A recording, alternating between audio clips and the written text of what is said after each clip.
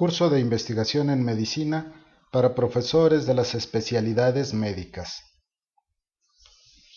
En esta ocasión vamos a hablar de la segunda parte de las medidas de frecuencia de la enfermedad.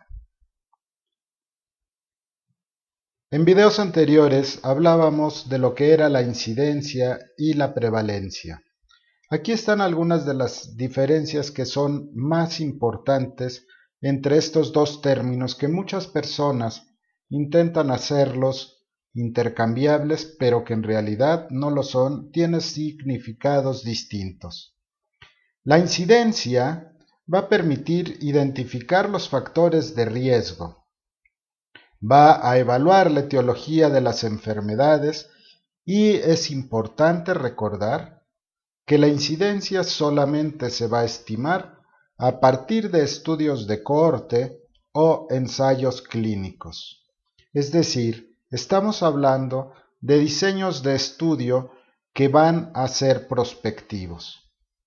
Por lo tanto, la incidencia única y exclusivamente se podrá estudiar en los diseños prospectivos.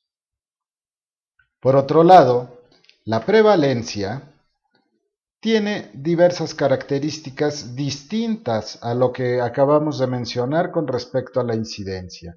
Por una parte, omite a las personas que mueren antes de iniciar el estudio, lo cual puede dar un sesgo que se conoce con el sesgo del sobreviviente. La prevalencia se va a estimar a partir de estudios transversales y nos van a ser de gran utilidad cuando planeamos servicios de salud. Para poder sacar incidencia y prevalencia, tenemos también distintas formas de hacerlo. En esta tabla presento algunas características propias nuevamente de cada una de estas dos medidas de la enfermedad. La incidencia en el numerador va a tener únicamente los casos nuevos que se hayan desarrollado en el tiempo que se llevó a cabo el estudio. Por otro lado, en el numerador la prevalencia va a llevar el recuento de todos los casos en el momento que se haya realizado el estudio. En el denominador, la incidencia va a tener a los sujetos susceptibles de enfermar cuando inicia el estudio. Sin embargo, esta parte solo va a aplicar para aquellas poblaciones que son estáticas, como veremos en un video posterior. La prevalencia en el denominador va a tener a todos los individuos que se estudiaron, incluyendo los casos y los no casos. Con respecto al tiempo, la incidencia, al ser un estudio de cohorte prospectiva o de ensayo clínico controlado, pues va a ser la duración que dure ese estudio. En cambio, la prevalencia es en un momento preciso. ¿Cómo se miden estos dos estudios? Pues ya lo dijimos. ¿Cómo se miden, estas dos situaciones de la enfermedad? La incidencia se mide en estudios de cohorte o de ensayos clínicos y los de prevalencia se van a estudiar en los diseños transversales. Desde el punto de vista probabilístico, las implicaciones que tienen la incidencia y la prevalencia son distintas. Por un lado, la prevalencia nos va a expresar la probabilidad que tiene un sujeto de ser portador de la enfermedad cuando pertenece a la población de la cual se obtuvo tal medición. Por ejemplo, si una mujer pertenece a una población donde la prevalencia de la diabetes tipo 2 es del 10%, la probabilidad a priori de tener diabetes tipo 2 es del 0.1. En cambio, la incidencia nos va a expresar la probabilidad que tiene el individuo de contraer la enfermedad que estamos estudiando en un tiempo determinado. Con esto estamos hablando de que la incidencia va a representar el riesgo individual de enfermar. Por lo tanto, a la única medición que se le puede llamar riesgo es a la incidencia. A la prevalencia definitivamente no. Pongamos un ejemplo. Supongamos que la incidencia de una enfermedad es de 333 en una población de 1000 sujetos a lo largo de un año.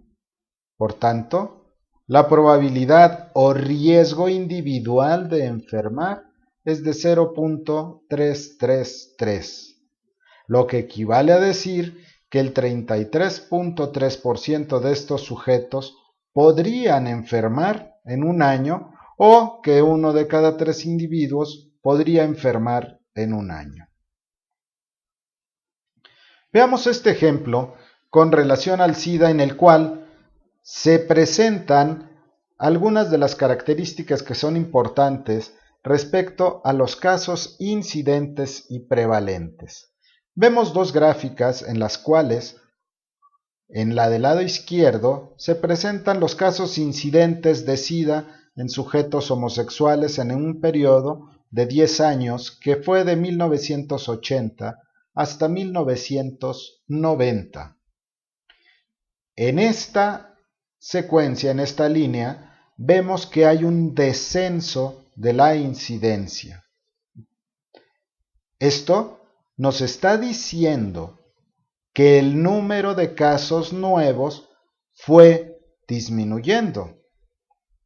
Por otro lado, si vemos esta gráfica del lado derecho, nos va a presentar lo mismo. Sin embargo, aquí vemos la prevalencia o casos prevalentes de los sujetos homosexuales que tuvieron SIDA en el mismo periodo de tiempo.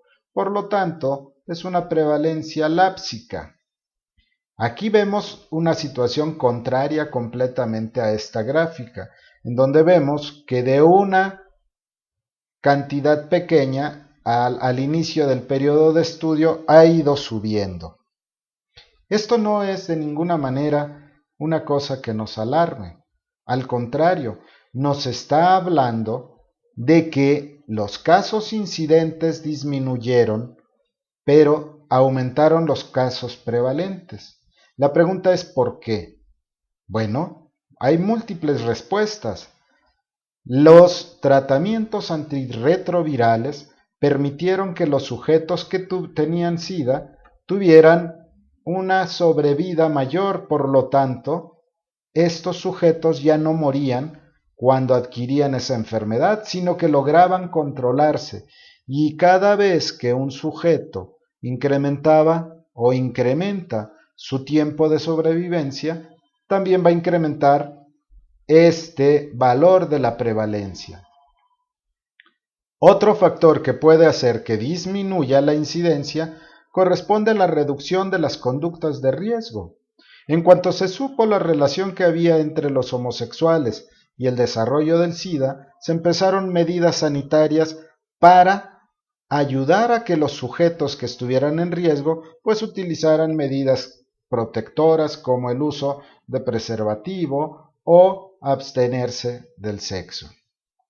Finalmente, al disminuir la incidencia, obtuvimos un éxito o se obtuvo un éxito en cuanto a las medidas que iban tendientes a prevenir el desarrollo del SIDA, pero los casos aumentaron con respecto a la prevalencia porque su tiempo de vida fue mayor.